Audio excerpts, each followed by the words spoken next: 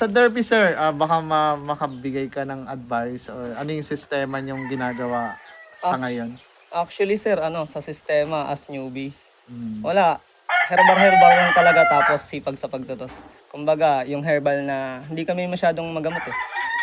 Oregano, normal lang. Oregano, luyang dilaw, bawang kapag yung nagano yung ibon flashing.